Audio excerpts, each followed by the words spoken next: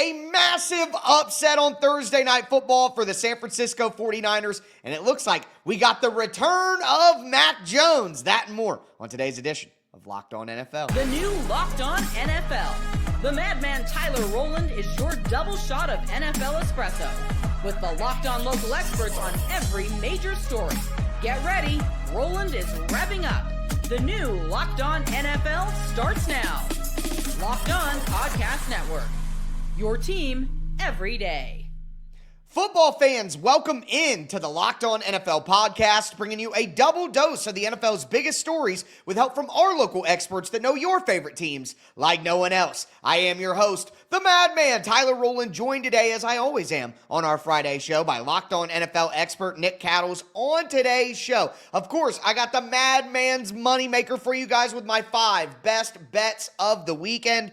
But we got to start with a great game on Thursday Night Football between the San Francisco 49ers, who upset the Rams 26-23. Before we dive into it, do want to thank you for making Locked On NFL your first listen. Reminder that you can follow our show and hear new episodes ad-free daily on Amazon Music. So go check that out. And thank you for being an everydayer here with us at the Locked On Podcast Network, where it's your team every day. Today's episode is brought to you by Mazda. Like our players, Mazda sweats every detail, because when you make every move count, pulling off the unexpected is only the beginning. Stay tuned later for highlights in this week's Moving the Game Forward Mazda Player of the Week. It's Mazda Move and Be Moved. But insane game. I cannot believe that the Rams blew that one with all the opportunities they had there at the end, Nick. Yeah, absolutely nuts. I mean, you look at the 49ers coming into this game with the injuries that they had, big-time issues, questioning if they're going to be able to stay in this game, let alone win the game. But a terrific finish, and I'm sure we got plenty to say about this one. 100%, but I know somebody who also has plenty to say about this one. It's my guy Brian Peacock from Locked On 49ers. What an unexpected win for the team from San Francisco. It was an overtime thriller, a game that nobody gave the 49ers a chance to win due to all the injuries. It was an injured Mac Jones who was covering for an injured Brock Purdy, who outdueled Matthew Stafford, 700 total passing yards between the two quarterbacks on Thursday night. It was the San Francisco 49ers stuffing a run play in overtime to win the game 26-23 against all odds. The San Francisco 49ers, first place in the NFC West at 4-1 now, an improbable win, showing so much heart did the San Francisco 49ers in this game. Kyle Shanahan calling a phenomenal football game, and Robert Saleh's defense coming up with a huge stop, multiple stops late in the game to give the 49ers a chance to win and stand alone atop the NFC West, as banged up as they are after 5 weeks. Just an unbelievable performance as well by Mac Jones. Like, I can't go any further without bringing it up. 33 for 49, 342, 2 touchdowns. He had all the answers. He's clearly banged up himself, gutted it out, and was playing tough. I know, and I say it all the time, I make the jokes. Kyle Shanahan could make one of us play good at quarterback and throw for 300 yards, Nick, but you got to give Mac Jones his credit for really battling through everything he was going through. That Rams pass rush is really good. I'm not here to say there's a quarterback controversy in San Francisco. I think that's a step too far right now, but it is proof that, Mac Jones is a little bit better than maybe what we expected from him early in his career. Well, I happen to host the Locked On Patriots, right. So I've had a lot of experience with Mac Jones, and I'm actually in the camp, and I've always been in the camp, Tyler, that Bill Belichick did him wrong. Post-2021, after his rookie season, sticking him with Matt Patricia, a terrible offensive line, shoddy weapons, didn't believe in the guy, did some things, public relations-wise, which was a nightmare for Mac Jones. Really didn't give him a chance. Didn't give him a chance to succeed in my eyes. I don't know if he's going to continue to play this well, but he has been the better quarterback this year. He's been better than Brock Purdy, hands down, unequivocally. And tonight, one of the questions about Mac Jones during his time in New England was, is he tough enough? Can he fight through? I mean, that dude was getting battered. And he actually looked like he was dry heaving on the sidelines after his last possession. And he's been terrific. And Kyle Shanahan has done a great job guiding him with this offense. Yeah, I mean, think about, there are teams in the NFL that can barely score points I know you want to talk about a team you cover. My team can barely score points with the starters out there. He's got not his tight end one, top 3 wide receivers, some banged up guys on the O-line, missing Ben Barch, backup quarterback, and Kyle Shanahan just continues to put out a good product on offense. Such a great coach. But do want to give credit. I mean, Matthew Stafford, the other quarterback in the game tonight, was absolutely phenomenal. And for the Rams to go out there and waste this performance, it is definitely going to be a tough pill to swallow later in the season. And my guy Travis Rogers from Locked On Rams talked about this one. An absolute catastrophe at SoFi Stadium where the Rams just let one opportunity after the next slip through their fingers. Missed field goals, blocked field goals, dropped passes, killer fumbles, and then an absolutely bizarre decision to go for it on 4th and 1 from the 11-yard line as opposed to kick the field goal. We're all over it on Locked On Rams coming up tomorrow, but just an absolute catastrophe at SoFi. Now, there are things I agree with there and things I don't agree with there. It was a catastrophe at SoFi tonight for the Rams. They could not afford to lose this division game at home and let the 49ers take command of the entire division with the injuries that they're dealing with. But I actually agree with the decision to go for it on 4th down. I think that was the right move to make. I think your offense is hot. You've been able to drive down the field. My problem is, why do you take the ball out of Matthew Stafford's hands? He's absolutely carving up the 49ers, 30 for 47, 389, 3 touchdowns. And especially, he had been able to dump off those passes on the short hits to the running back, to the tight end when he needed to. I like going for it on 4th down, not accepting the tie, not playing for the tie, not knowing if you'll get the ball back. But I have an issue with running the ball when you'd been stopped so many times, whether it's the fumbles or different times just getting stopped on these short yardage situations. I don't understand how you could take the ball out of Stafford's hand at that moment. I couldn't agree with you more, and I tweeted as much. I have no issue going for it. I would have gone for it, try to go for the win. The way Mac Jones was playing, the way San Francisco was moving the ball, you give them back the ball in a tie game with, well over 2 minutes left, you might lose the game on that decision. So Go for it, trust your quarterback, but then not to give the football to Matthew Stafford and say, come up with a play, go out and win this one for me. You've been great tonight. Is, to me, it's inexcusable. And they try to draw them off sides. They call a timeout. They get into the huddle. You have plenty of time to go over the play, and you go right up the middle. That's the play call. Didn't like it at all. Thought that game should have been decided by Matthew Stafford, if anybody. And it's kind of a shame that he wasn't given that opportunity. Yeah, I'm sure that he's very frustrated with that decision. I would imagine that he didn't agree with the call, but I mean, Sean McVay is a Super Bowl winning coach. They've won the Super Bowl together. You're not going to go against the coach there, but it's a very perplexing decision. And, not only that, but right after watching Kyron Williams fumble at the goal line and San Francisco's defense kind of man up there, I just don't understand how you could look at that and then decide to do that. But even more going forward, the kicking is an issue for the Los Angeles Rams. We all talk about this game, but there was a blocked extra point there that should have never happened. And coming off of the other loss that the Rams had to the Eagles, where they get multiple kicks blocked, like that has to be a primary concern that the Rams must fix immediately, even more than a bad play call from Sean McVay or a fumble by a running back or two. Like, I am worried about the kicking game for the Rams, and with what we've seen in the NFL and how close these games are going to be, I think that is a major concern for them going forward into the playoffs. Yeah, if you had the correct kicking operation, you'd be 5-0 right now. But the Rams should be undefeated right now, and they're not. So that's why, football coaches, Bill Belichick would always say it. It gets a little bit boring, but, there's 3 phases to the game. There are 3 phases to the game. And if you are that woeful on special teams, you could lose a couple of games in this league. And that's precisely what's happened to the Rams. I mean, they've lost a couple of heartbreakers the last few weeks. And let's not forget, they had a chance to lose last week as well.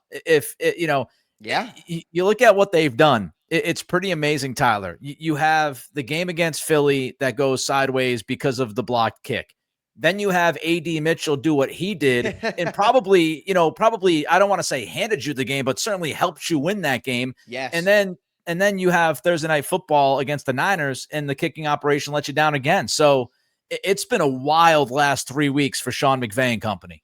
Yeah, and they're a really good team, and you could tell that they're a really good team. But right now, it's hard to trust the Rams because of all the little things that they just can't seem to get right. But we need to talk about two of the top teams in the AFC because I think the Bills and the Chiefs are on upset alert this weekend. Do want to let you guys know that today's episode is brought to you by Square, your favorite neighborhood spots.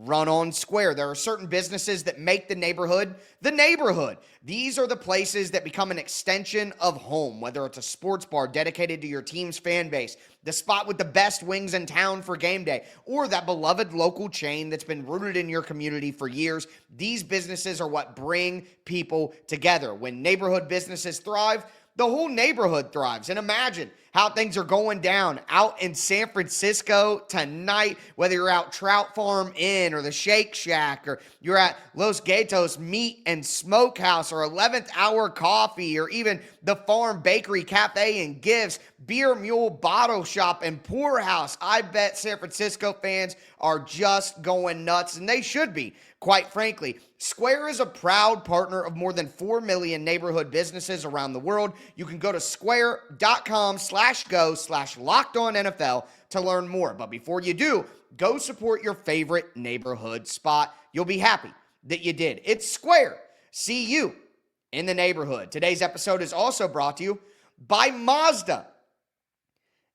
And brought to you by Mazda's Moving the Game Forward Player of the Week. For those who believe it's not just about playing the game, it's about redefining it. There are moments that do more than just put points on the board. They move crowds, they move culture, and they keep the game moving forward. And this week's player that moved the game forward is Mac Jones from the San Francisco 49ers. Got to give him his credit here. Not only is he able to redefine that game, he might be redefining his career in front of our eyes. What an incredible performance, throwing for 300 yards, leading that banged-up 49er squad to a big victory on the road. When you follow what moves you, the unexpected is only the beginning. And just like there's more to every highlight, there's more to a Mazda vehicle. It's Mazda. Move and be moved. All right, Nick, let's continue today's edition of Locked On NFL. We talked about this Thursday night football matchup, but now it's time to get into the Madman's Money Maker, my 5 best bets of the weekend. And we got to start with Monday Night Football as the Kansas City Chiefs take on the Jacksonville Jaguars. And right now, the Jags are 3-point underdogs against the Kansas City Chiefs. And I'm not the only person who thinks that the Jags are going to put up a big-time fight here. My guy Tony Wiggins, who's also the host of the afternoon edition of Locked On NFL, he thinks that his Jaguars will keep it close with Kansas City. I think Andy Reid, Patrick Mahomes, and the Chiefs here on Monday night are in for a dogfight. You hear me? I think they're in for a dogfight. This is a tough bunch all the way from the coaching staff all the way down to the last player on the team. And that means grit. They have the type of people on this team, in my opinion, that are going to continue to prove, that aren't going to rest on their laurels at 3-1 and going to continue to get better. I was at the barber shop today, speaking of the barber, Tony Wiggins, and there was a guy in there getting his hair cut, and he was like, the Jags aren't good. And me and my barber are like, yeah, they are. They're 3-1. And listen, I think the Jags are a younger team. I don't think that they're going to win this game, but at home, getting 3 points, prime time, I think that the Jags keep this thing close. I'm taking the Jaguars +3. I'm playing this game with you back and forth about Kansas City. You take Kansas City, I go against them. You go against them, I take them. I'm taking them -3 at Jacksonville. Kansas City blitzes a decent amount. Jacksonville has not faced a ton of blitzing. Trevor Lawrence has not been good against pressure this year. And I know not a lot of quarterbacks are good against pressure, but compared to everybody else, he hasn't been good against pressure. I think they'll heat him up a little bit. I expect 1 to 2 mistakes from Lawrence. And, you know, Patrick Mahomes last weekend looked like Xavier Worthy made a lot of difference. Of course, Baltimore's defense is bad. We've got to bring that up. But I think you've got a late cover here. And by the way, I just want to throw this at you. NFL ref stats on Twitter, Tyler. The Chiefs are 5-0 straight up. They're 4-1 against the spread in games officiated by referee Brad Rogers. Kansas City was favored by an average of 7.5 points in those contests. Kansas City averages only 3.5 penalties per game with this crew. That's going to play a little bit of a difference too on Monday night. That is a major factor, bringing the great information there. One thing I do want to say is, though, Jacksonville right now has forced the most turnovers in the NFL. If they can get a couple of turnovers, which is what I'm thinking, it can cancel out some of those turnovers from Trevor Lawrence. I think Jacksonville is just a better team than people realize. I think they'll keep it close, but that will be one to watch. It's going to be a great game either way, but Kansas City's not the only AFC Titan, I will say, that I think is on upset alert. Nick, time for a little home cooking here. I am taking your New England Patriots plus 8.5. Here we go. Hey, I took the Pats plus 1.5. Recently, they were able to pull it out. I am taking the Pats plus 8.5 at Buffalo. I think we got a Mike Vrabel special coming on. And look, Buffalo's been playing well, especially that run game. And my guy Joe Marino talked about how well James Cook has been playing. 3 consecutive 100-yard rushing games. He's been over 100 yards from scrimmage in all 4 games to start the season. A touchdown in all 4 games. A touchdown in 8 consecutive games. I mean, the dude's rolling. He's cooking. He's a star running back, and he is just unbelievably consistent. It's to the point now where, yeah, I'm a little nervous if the Bills didn't have James Cook. And that's fair, and he has been rolling. But New England's defense, as you know, great against the run. Top 5 in the NFL against the run, 77 yards per game allowed. And I know one thing about covering Mike Vrabel for years. He has his team ready to go when they are underdogs. He plays the nobody believes in us card better than almost anybody else. I think that Buffalo finds a way to win the game, but I would not be shocked if the Patriots pull a big-time upset. Too many points. Give me the Pats and their defense, 8.5.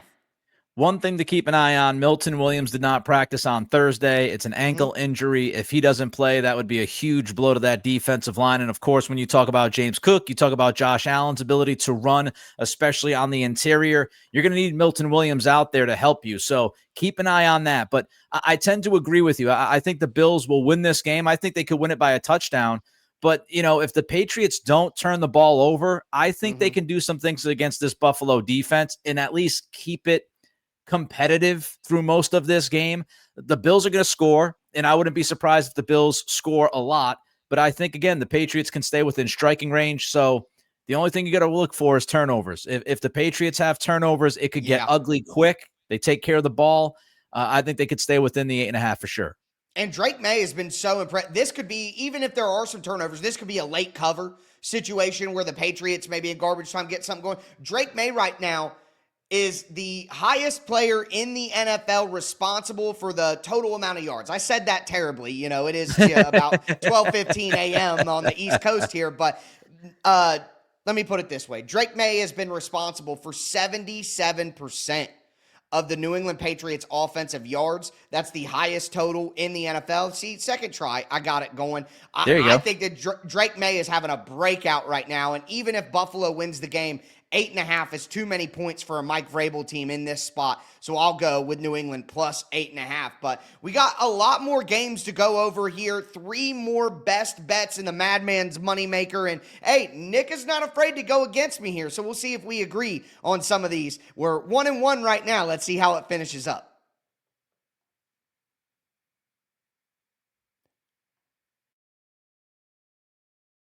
I'm Cody Rourke from Locked On Broncos, and this episode is brought to you by Peloton. Peloton is shaping the future of fitness with the brand new Peloton Cross-Training Tread Plus, powered by Peloton IQ. This is Peloton's most advanced equipment yet, giving you real-time guidance and endless ways to move, whether you're running, lifting, or you're cross-training with your favorite instructors like Alex Toussaint. It's training reimagined to make your workout more personal. Peloton is built for breakthroughs. With features that help you plan, stay motivated, and hit peak performance, you can let yourself run, lift, flex, and go while Peloton handles all the rest. Plus, Peloton IQ provides real-time strength coaching, tracking your progress and suggesting weights that challenge you so you can get stronger. Plus, the new movement tracking camera, it counts your reps and corrects your form in real time, making sure every rep is safer and smarter.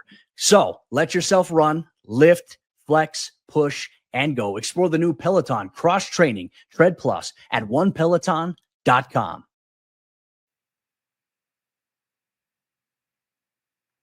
All right, Nick, let's continue today's edition of Locked On NFL. Finish out the Madman's moneymaker here. I gotta say, Nick's not riding with the Chiefs against the Jaguars, but I got Jags +3. We both like the Pats +8.5 to keep it close there with Buffalo, but I'm staying in the AFC, and I just can't quit the Los Angeles Chargers. I know that they just lost, but something in me, again, I believe in certain coaches. And Jim Harbaugh is going to have this team ready to go after they just took a major upset. They're going to play angry football. And I know that Jayden Daniels is coming back for the Washington Commanders, but I like the Chargers -2.5. And a big part of that would be if they're able to get the run game going. And my guys over at Locked On Chargers think that they need to get the rookie the ball more. Hello, give him more carries. This is not rocket science. It is obvious to see with anybody who is watching the Chargers play football. Omarion Hampton has the it factor. He has that ability to get a crease and take it to the house. That is what he is capable of doing. And I think that's going to help with the offensive line injuries as well. They have no choice at this point but to run the ball better and do that more. The Commanders have allowed 107 yards per game on the ground. I know that Daniels is back, but I think the Chargers are going to find a way to play a better brand of football. Give me the Chargers -2.5. Chargers offensive line's concerning, right? Rashawn Slater Yes. done for the year. Joe Alt has a high ankle sprain. He's doubtful for this weekend. Even Mekhi Becton has been limited this week in practice. They've given up 26 combined hits on Justin Herbert the last 2 weeks, Tyler. That's a ton of hits on your quarterback. And if you look at the Washington defensive line, they are 3rd in the NFL in pressure rate. They are 9th in EPA per rush. So they've played the rush decently well if you look at efficiency.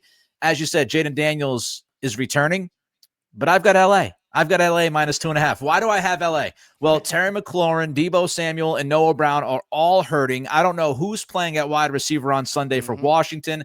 And if all 3 of those guys are out, Jayden Daniels is a talented guy, but without his top 3 receivers, I don't know who he's throwing the football to, who's making plays. So I'm going to take the Chargers -2.5.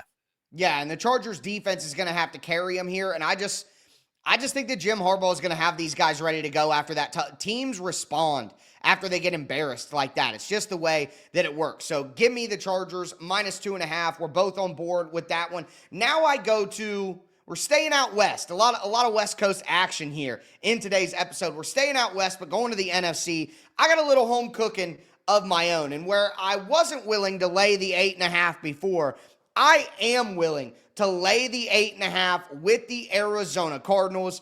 I think that even though they haven't been that great, the Titans are a get-right game for everybody. And my guy Alex Clancy from Locked On Cardinals talked about how the Cardinals haven't quite played their best lately. The Cardinals have survived through 4 weeks playing not great football. And they're in the thick of it. And this isn't, they're 1-3. They can make a move and win 7 games in a row. No. They're in it. They're in it.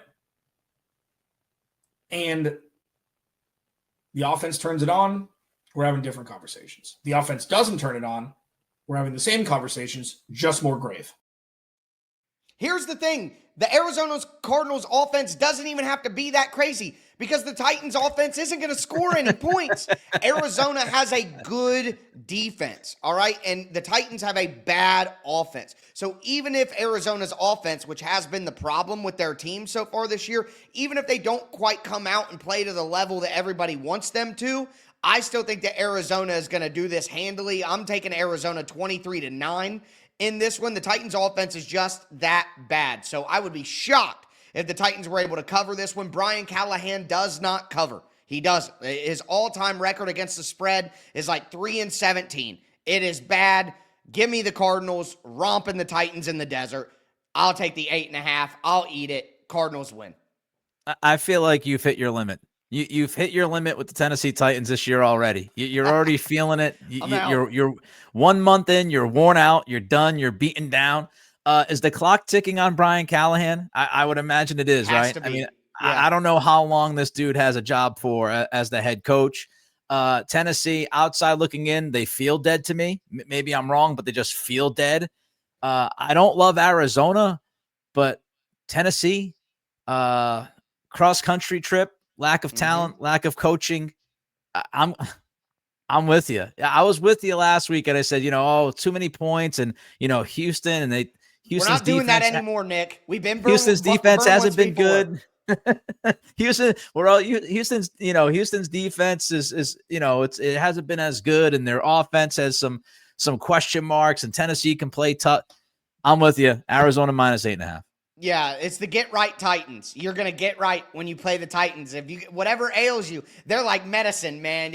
You're not feeling great. The offense isn't doing good. CJ Stroud ain't playing well. Just take a little bit of Titans, and then you'll be feeling better in the morning. But yeah, that is my fourth one. And then my final bet of the weekend here is the Indianapolis Colts -6.5 against the Raiders. I know that that's a lot of points, but the Raiders, one of the best things they had going for them is they had an okay offensive line, and they could get the run game going, but Brock Bowers is now looking like he may not play in this game. I don't really like the weapons outside of Jacoby Myers, especially if Bowers is out. If you're missing Colton Miller at left tackle, you're trying to run the ball with Ashton Genty. The Colts have a top 10 run defense right now, and my guy Q Myers from Locked On Raiders talked about the offensive line issues. Well, I'm really interested to see what the Raiders' offensive line is going to look like against the Colts' defensive line. Obviously, the Colts have some studs along the defensive line that can get to the quarterback and also stop the run,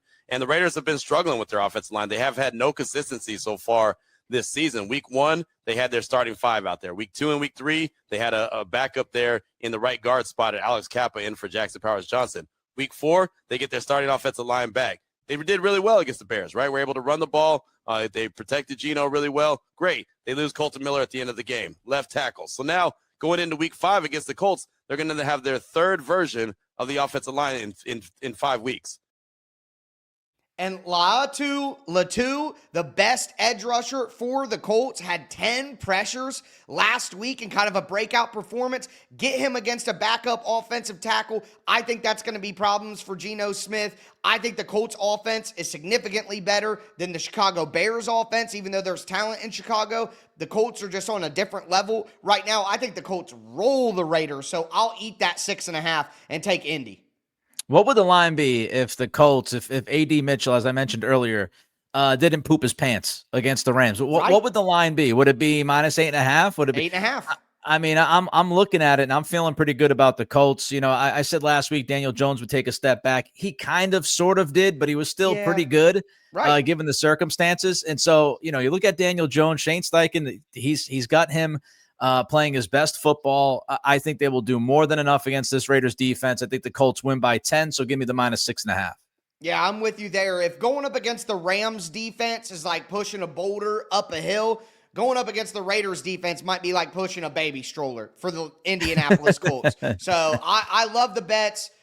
Chargers -2.5, Pats +8.5, Jags +3, Cardinals -8.5, Indy -6.5. I went all underdogs last week. We went 3-2, mixing it up a little bit this week, but another Madman's moneymaker. Let's go out and make some money on a FanDuel Friday. But with that being said, that is going to do it for today's edition of Locked On NFL. I am your host, the Madman, Tyler Rowland, for my co-host, Nick Cattles. As we tell you every episode, thanks for tuning in, and stay safe out there.